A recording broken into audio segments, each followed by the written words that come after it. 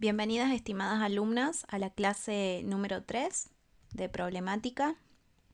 En esta clase abordaremos la historia de la educación inicial en Argentina y veremos sucesos importantes que fueron marcando tanto los avances como los retrocesos en la construcción y en la constitución del nivel inicial. Recorrer la historia nos permite advertir cómo se fue construyendo la identidad de la educación inicial en el sistema educativo argentino. Y para esto siempre nos tenemos que preguntar cuáles fueron los procesos, cuáles fueron las personas y las situaciones que llevaron a la creación de un nivel educativo para la infancia. Existen autores como Mónica Fernández que pone de manifiesto que la creación de instituciones para la infancia empiezan a crearse en el año 1700, en la época colonial. Durante este periodo histórico se reconocen dos modelos de infancia que están bien diferenciados entre sí.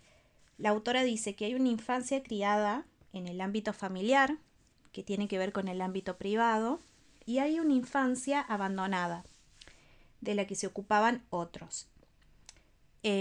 ¿Por qué existía tanta infancia en las calles y abandonadas? Y las razones eran porque muchas veces eran hijos de madres solteras y en esa época histórica estaba mal visto tener un hijo y no conformar una familia tradicional. Entonces, por lo general, las madres solteras abandonaban a sus hijos. O también eran hijos de religiosas, eran huérfanos, indigentes, hijos ilegítimos. Y también había otras razones por las cuales se abandonaba a muchos niños en esa época. Y mucho tenía que ver con enfermedades que podían tener, algún síndrome. También eran abandonados por el color de piel. Y también eran abandonados por género. Y en este caso, las mujeres, el sexo femenino era el género más abandonado, porque se consideraba que el género masculino, a medida que iba creciendo, iba tomando fuerza y podía servir para trabajar junto al padre o podía servir para mano de obra. En el caso de las mujeres, siempre se la vio como el sexo débil, por lo tanto las mujeres solamente servían para el hogar y por lo general era el género más abandonado. En este contexto histórico, el virrey Bertis, en el virreinato del Río de la Plata, hoy conocido como Buenos Aires, funda la Casa de los Niños Expósitos. Esta institución fue la primera institución en nuestro país destinada a atender a la infancia abandonada y a contener a estos niños que eran abandonados en la calle a su suerte. Los niños eran recibidos en estas instituciones por un sistema de torno, que ustedes lo pueden ver a la derecha. Hay una imagen donde pueden observar el sistema de torno, que tenía que ver con un agujero en la pared y una madera giratoria, donde el niño era depositado sobre esa madera, se giraba la madera y era recibido del otro lado por religiosas, porque estas instituciones, la característica que tenían es que eran instituciones lideradas y organizadas por instituciones religiosas. Es por esto que la Iglesia Católica, en este momento histórico, tiene mucha importancia a la hora de fundar instituciones destinadas a atender a los niños, y estas instituciones eran atendidas por religiosas. Este sistema de torno lo que permitía era mantener el anonimato de la persona que abandonaba al niño, por lo tanto, cuidaba el anonimato de la persona que abandonaba. Fíjense ustedes que no se cuidaba al niño, sino que se resguardaba la identidad de la persona que lo abandonaba. había una marca muy característica en la Casa de los Niños Expósitos que tenía que ver con el nombre, que se llama la Casa de los Niños Expósitos. Muchos niños eran adoptados, pero aquellos que no eran adoptados recibían el apellido Expósito, como una marca imborrable de su origen. Aproximadamente unos 40 años después, en 1823, con Rivadavia, que en ese momento era ministro de gobierno de la provincia de Buenos Aires, funda la Sociedad de Damas de Beneficencia. Esta sociedad estaba encargada de inspeccionar estas instituciones destinadas a la infancia, como por ejemplo la Casa de los Niños Expósitos. ¿Por qué se llama Sociedad de Damas de Beneficencia? Porque, como les dije anteriormente, las instituciones estaban a cargo de organizaciones religiosas como la Iglesia. Vino Rivadavia y directamente desplaza a la Iglesia del control de estas instituciones y empieza a tener control la sociedad de las mismas.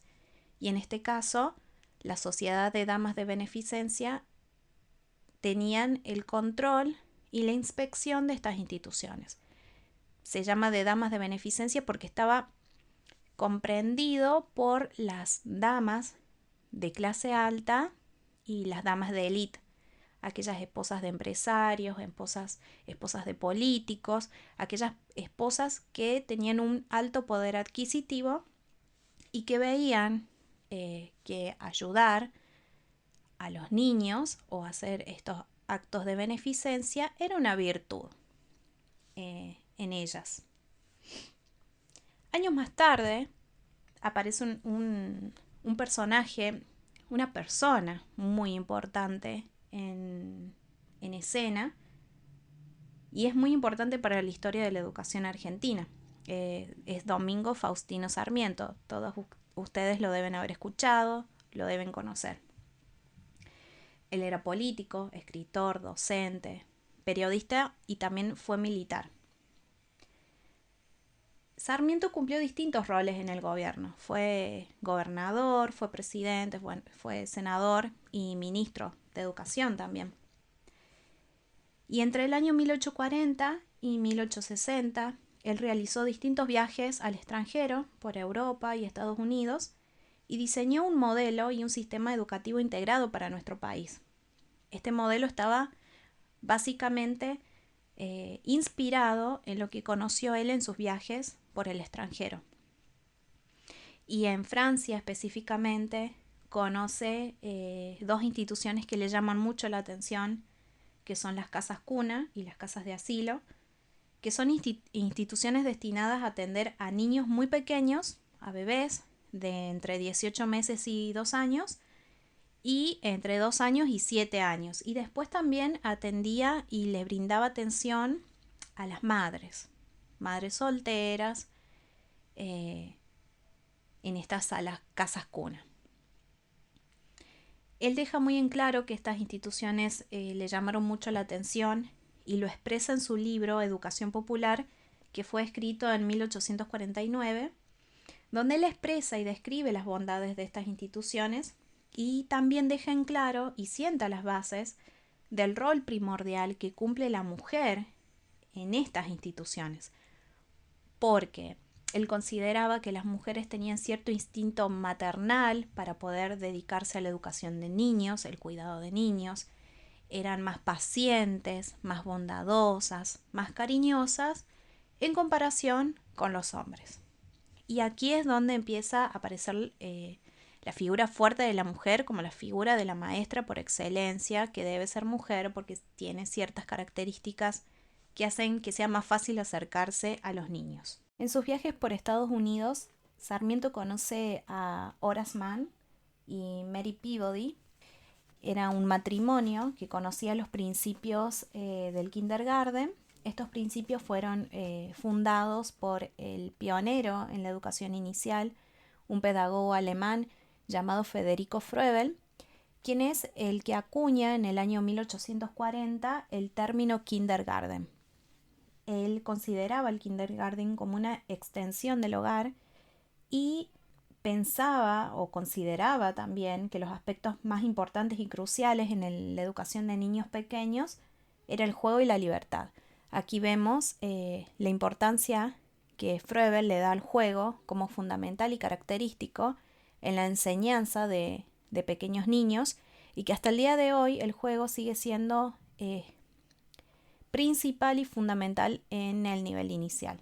Cuando muere Horace Mann, Mary sigue en contacto con Sarmiento y con su ayuda reclutan a las primeras maestras que llegaron a la Argentina, maestras estadounidenses. Y Sarmiento contaba con la colaboración de una persona importante, que es Juana Manso. Juana Manso tuvo mucha importancia para la historia del nivel inicial. Ella era escritora, periodista, maestra y también pionera del feminismo. Promovió un modelo de educación asociado a la libertad y a la igualdad de oportunidades, y ella tenía la idea de que la inteligencia no tenía género y que la mujer debía tener las mismas oportunidades y libertad que los hombres. Y algo importante también es que se interesó por mejorar la vida de los niños y niñas de esa época. Con su aparición podríamos decir que estamos en el primer momento que caracteriza la autora Patricia Sarlé en su texto, el momento de gestación y nacimiento del nivel inicial, que se da del año 1870 al 1936. Y si bien antes de esto existían instituciones destinadas a la infancia, recién podemos hablar de escuelas infantiles a partir de 1870. Y fue ella, Juana Manso, quien impulsó la creación del primer jardín de infantes, subvencionado por el Estado en la provincia de Buenos Aires.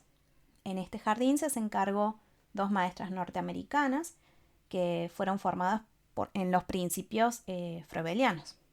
Y las actividades en el jardín estaban basadas en actividades musicales, juegos, bailes, gimnasia, trabajo manual y artístico, y también se le daba importancia a la incorporación de normas y hábitos.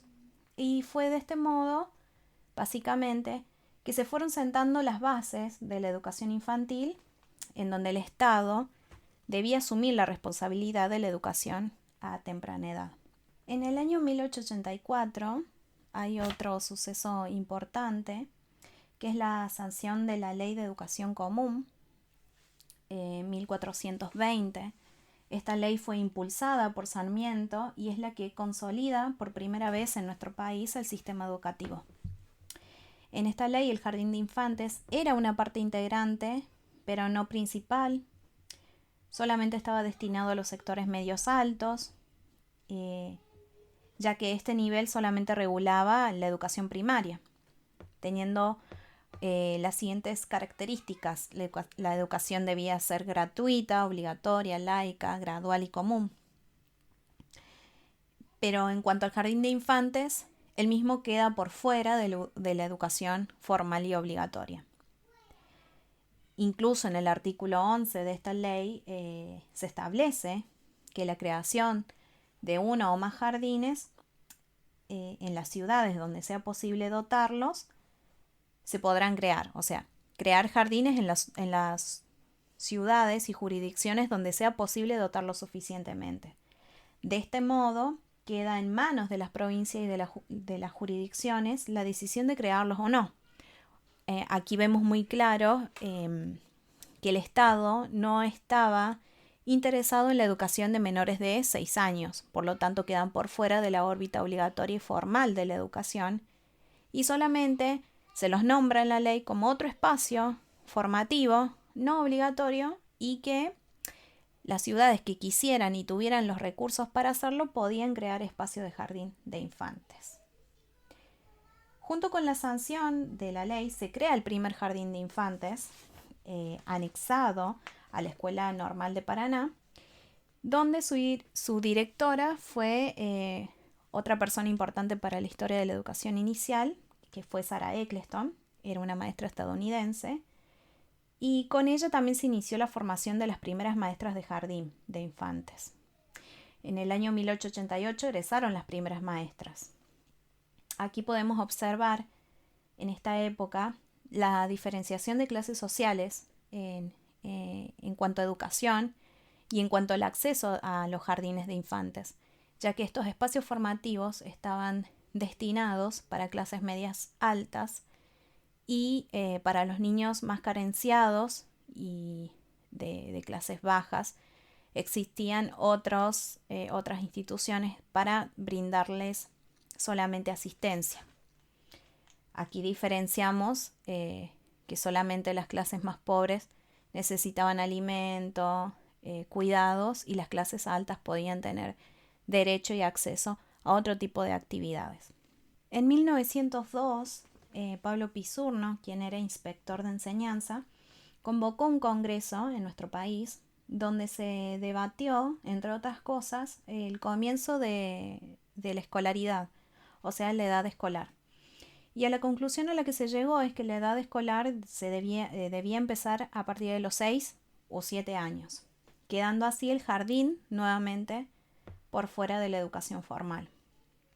En 1905, Leopoldo Lugones, también pedagogo, docente, político argentino, cierra el profesorado y los cursos de especialización y además cierra muchos jardines en nuestro país.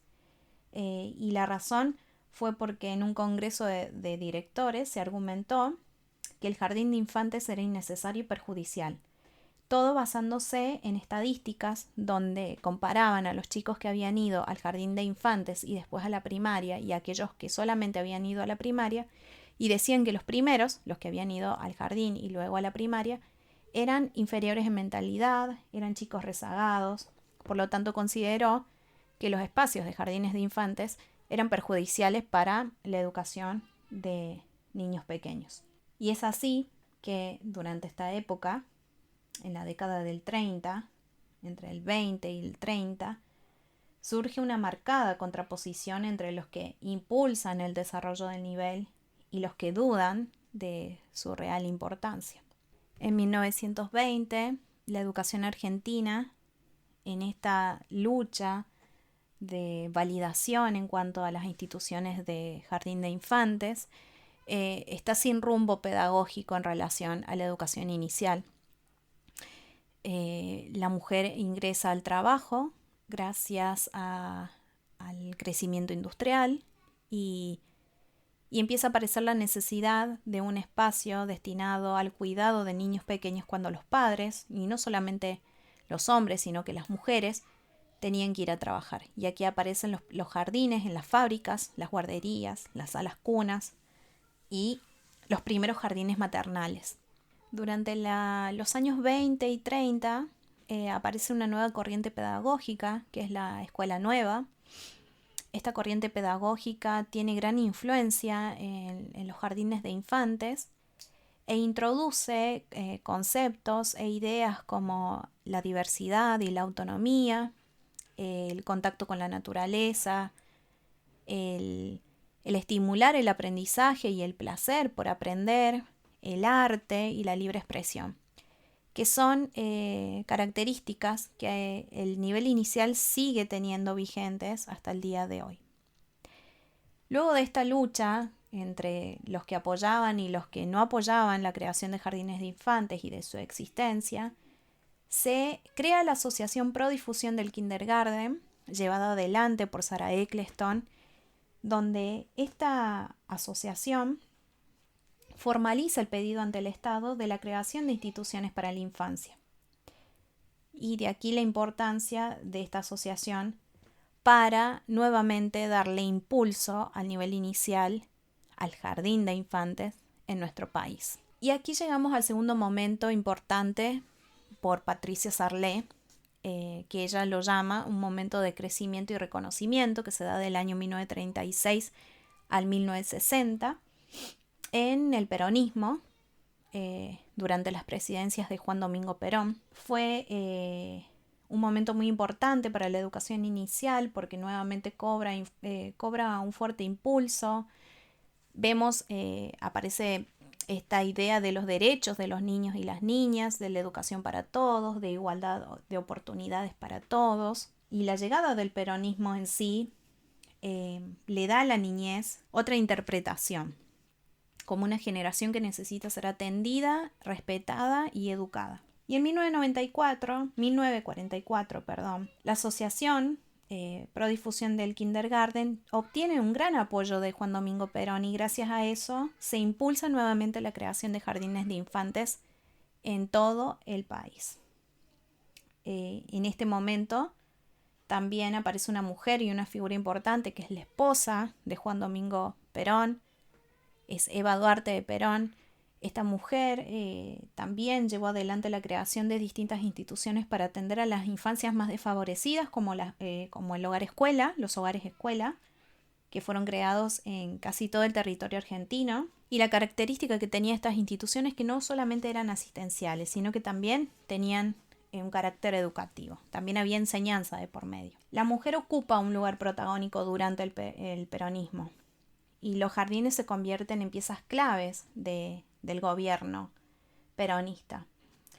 Incluso Perón dijo en uno de sus discursos que los únicos privilegiados son los niños. Durante este periodo aparecen también nuevas disciplinas que estudian a la infancia.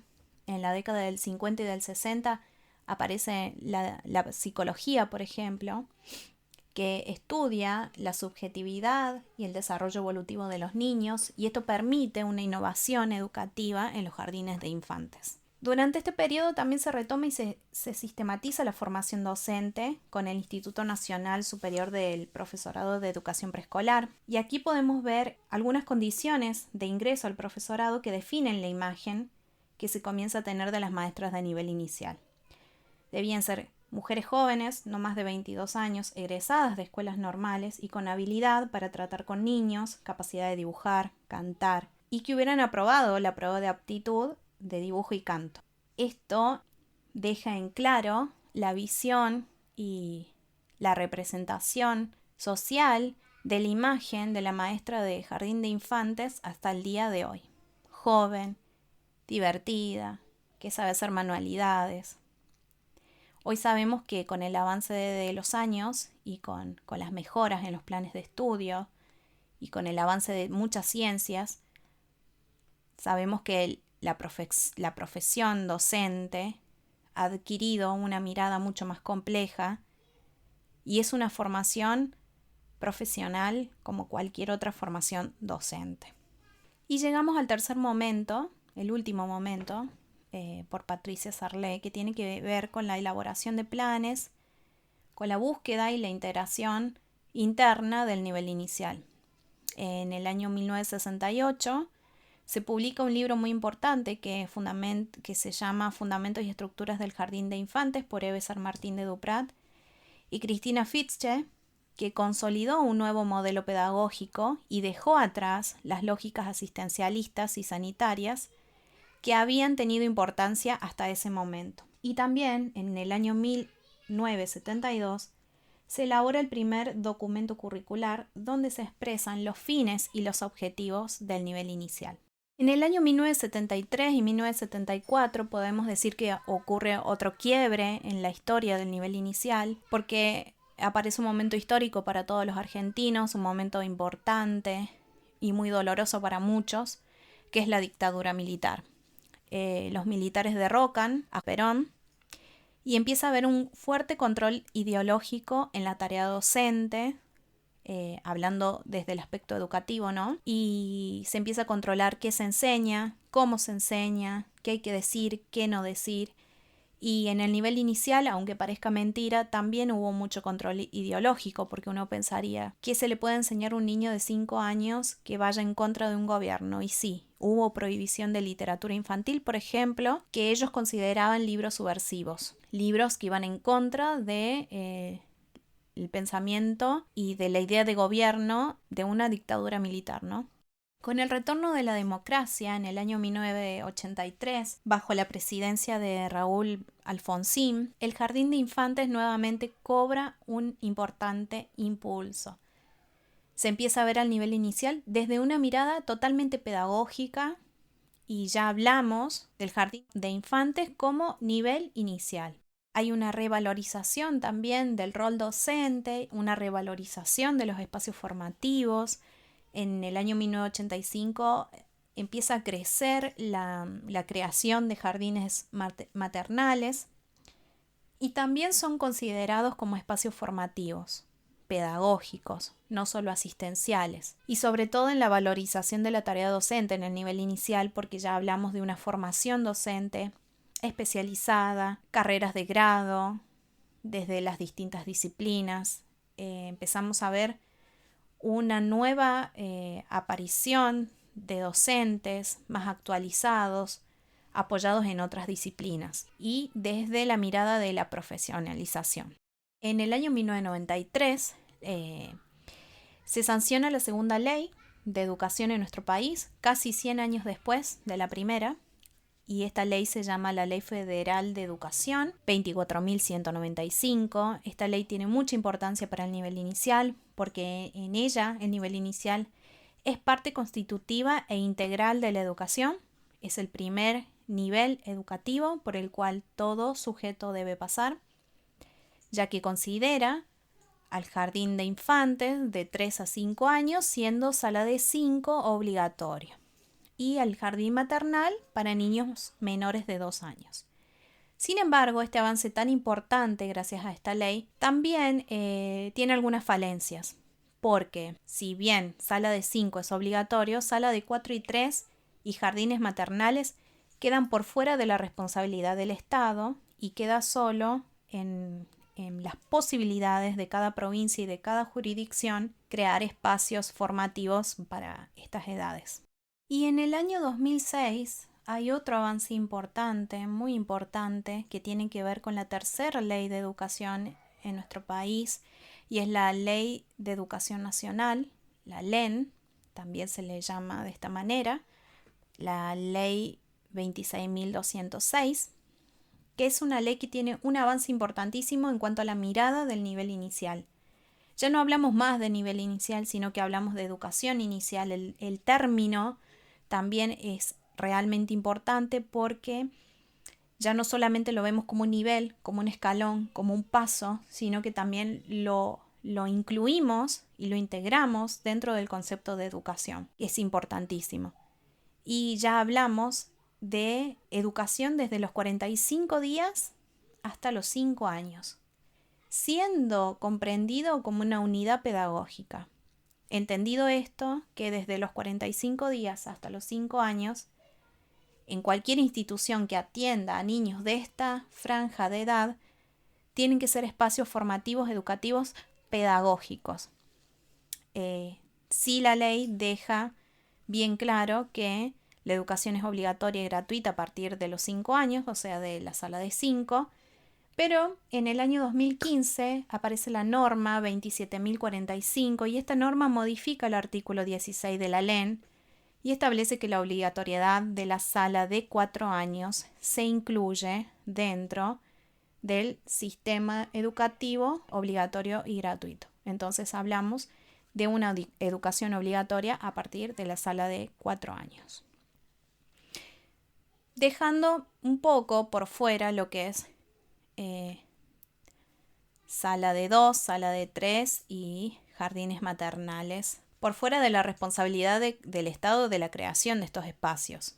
Si bien son concebidos como unidades, como espacios formativos pedagógicos, todavía el Estado no responde a la necesidad de crear espacios gratuitos y obligatorios de salas de 3 y jardines maternales. Y otro avance importante que hubo en el último tiempo, en el año 2019, el año pasado, y básicamente en nuestra provincia principalmente, es la creación del nuevo diseño curricular para jardín de infantes. Esto es importantísimo porque hace muchos años que nuestra provincia no tiene un diseño curricular actualizado, con una mirada más centrada en las infancias actuales. Entonces, este diseño curricular sirve de mucho para las docentes que se inician en esta formación y para las docentes que van a empezar con sus prácticas y con su trabajo. El diseño curricular es un elemento importantísimo a la hora de pensar en nuestras propuestas de enseñanza para el nivel inicial. Y esto ha sido un avance importante para la provincia porque hace mucho que no lo teníamos. Y bueno, hasta aquí llegamos. La clase es sobre la historia del nivel inicial. Espero que hayan entendido, que hayan comprendido, que hayan aprendido un poco más sobre la historia de este hermoso nivel que me apasiona y me encanta. Y, y espero que juntas podamos seguir trabajando y aprendiendo un poco más de esta formación que han elegido. Hasta la próxima clase.